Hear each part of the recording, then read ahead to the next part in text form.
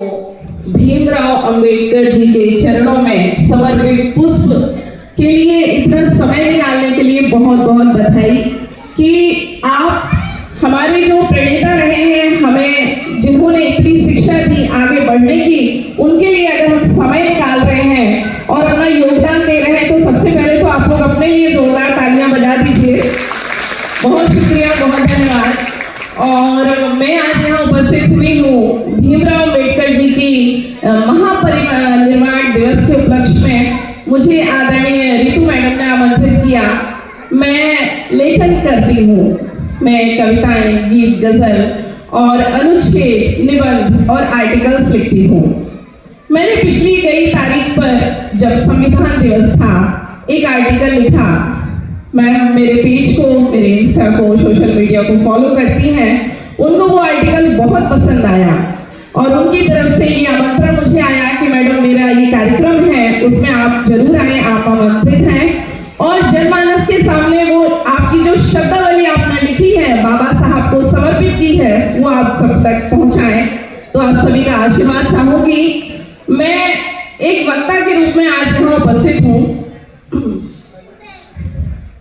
आप सभी से जुड़ रही हूँ और मैं चाहती हूँ कि इस ऑडिटोरियम में, इस सभागृह में जितने भी लोग हैं, उन सभी का हृदय मेरे हृदय से मिल जाए। अगले कुछ मिनट्स के लिए मैं जो कहने जा रही हूँ, निश्चित रूप से वो सब आप जानते हैं कि भीमराव अंबेडकर साहब ने, बाबा साहब ने अपने जीवन में क्या क्या उपलब्धियां हासिल करी और उन्हीं के चलते आज हम यहाँ पे सुकून से बैठकर कार्यक्रम देख पा रहे हैं, जी पा रहे हैं क्षणों को।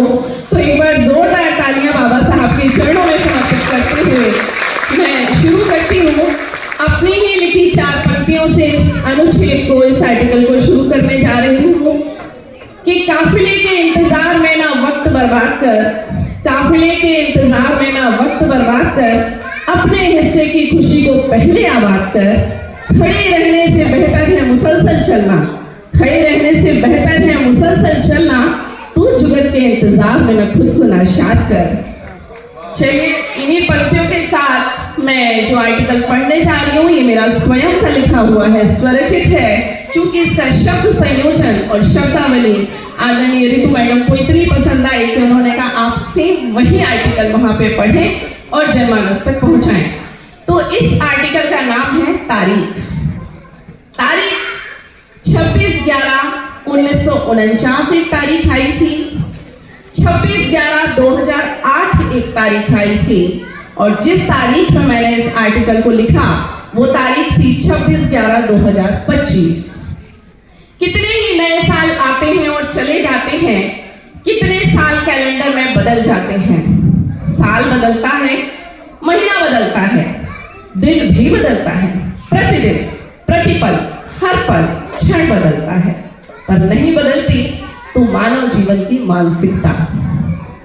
ऊपर 3 विभिन्न सालों को दर्शाया गया है, जिसमें पहला और दूसरा खांचा बिना अंक बदले लिखा गया है, जबकि तीसरा खांचा का अंक तीनों सालों का बदला हुआ है। हम फिर से इस वर्ष को बदलने की तैयारी में हैं, क्योंकि हम वर्ष के अंतिम मास में प्रवेश कर चुके हैं। लगभग 1 महीने बाद हम नए वर्ष में पहुंच जाएंगे। फिर से नए वर्ष में पहुंचकर नंबर और अंक बदल जाएगा, पर नहीं बदलेगा तो हमारा माइंडसेट।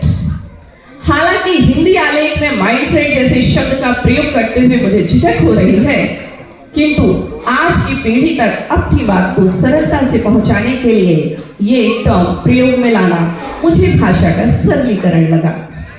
अतः आलेख का उद्देश्य जेनजी वाली कूल जनरेशन तक पहुंचने का है। ऊपर दी गई तारीखों में पहली तारीख की बात करें तो 26 नवंबर 1949 को एक मानसिकता जीती, जो कई वर्षों से एक पॉजिटिव माइंडसेट वाली थी, और उस समय का युवा दिमाग जीता वो था श्री बाबा साहब भीमराव अंबेडकर जी का। एक ऐसा दिमाग और दिल वाला व्यक्ति जिसकी जन्म की तारीख 14 अप्रैल 1981 थी। वो भी इन तारीखों से अलग थी जो कि लाजमी है, लेकिन बचपन से इतनी नकारात्मक परिस्थितियों का सामना करने के बावजूद उन्होंने सकारात्मक सोच के साथ खुद के या खुद के परिवार से भी ऊपर पूरे राष्ट्रहित में काम किया। वे देश के लिए संविधान लिख गए जो विश्व भर में सबसे बड़ा व सफल संविधान है। बाबा साहब का नागपुर से गहरा संबंध रहा और मुझे निजी रूप से प्रसन्नता इस बात की है कि आज मैं बाबा साहब के लिए कुछ पंक्तियां प्रेषित कर पा रही हूँ नागपुर की धरा पर खड़ी होके। तो बाबा साहब का नागपुर से गहरा संबंध रहा। यही दीक्षा भूमि पर उन्होंने 14 अक्टूबर 1956 को बौद्ध धर्म को अपनाया। यह शहर उनके जीवन के महत्वपूर्ण पड़ावों से जुड़ा हुआ है। चलिए दूसरी तारीख की तरफ बढ़ते हैं। दूसरी तारीख पर गौर फरमाया जाए तो 26 नवंबर 2008 को एक मानसिकता हारी जो कई वर्षों से एक नेगेटिव माइंडसेट वाली थी और उस समय का युवा दिमाग पूरे विश्व के सामने हारा जो था आतंकवादियों में से एक अजमल आमिर कसाब। ये वही तारीख है 26/11/2008 जब मुंबई पर आतंकवादियों ने आत्मघाती हमला किया था। तो कहने का तात्पर्य है कि तारीखें वही दोहरा रही हैं लेकिन बदलती नहीं है। तो मानसिकता नकारात्मक और सकारात्मक प्रभावों का हमारे जीवन पे किस प्रारूप में प्रभाव पड़ता है ये उसके संदर्भ में है। अजमल आमिर कसाब का जन्म तारीख भी दी गई तारीखों से अलग थी जो कि लाजमी है। ऐसे नकारात्मक दिल दिमाग वाले युवा जो बचपन से ही नकारात्मक बातें सुनते व सीखते आए तो क्या निहत्थों की जान लेने के अधिकारी हो गए और आतंकवादी बन अपने राष्ट्र का नाम डुबा गए और दूसरों के देश में घुसकर निहत्थे लोगों को मारकर ऐसा काला दिवस बनाकर विश्व पटल पर हर जीव की गालियां व श्राप लेकर खुद को बदनाम करते चले गए।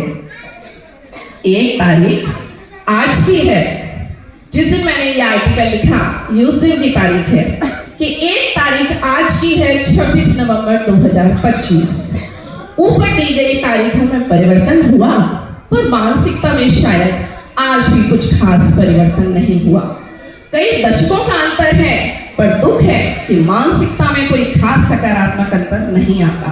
काश बाबा साहब जैसा त्याग और हमारे स्वतंत्रता सेनानियों की तरह ही कोई अपने परिवार से आगे परिवार को छोड़कर यदि जाए तो देश को देखे, एक निष्ठ होकर सिर्फ देश का ही हो जाए तो हर बदलते साल की बदलती तारीख के साथ देश की तस्वीर भी बदली जा सकती है। भीतर व बाहर से जलाने वालों की आखिरी सांस की तारीख पहले से तय की जाती है। आज के नए उभरते युग के युवा ने डेट करना तो जरूर सीख लिया है। ये बड़ा सामान्य सा हो गया है। सो पहले जी भर के डेट करते हैं, फिर अति उत्साह में विवाह करते हैं, फिर अलग होके वही डेट करने वाले युगल तारीखों पर मिला करते हैं। तारीखों से तात्पर्य कचहरी की तारीखों पर। व्यक्ति ने पाप और पुण्य से डरना छोड़ दिया है। आज सच्चाई, मानवता, ईमानदारी, सच्चा प्रेम, संयम, संतोष जैसे सरल शब्दों के मायने बदलते जा रहे हैं जो चिंता का विषय है, खास तौर पे हमारे की आज की पीढ़ी के लिए, क्योंकि उनके हर वर्ष की बदलती तारीख पर उन्हें अनावश्यक सुविधाएं तो दी जा रही हैं पर बाबा साहब जैसा त्याग व सच्चाई का उदाहरण पेश नहीं किया जाता।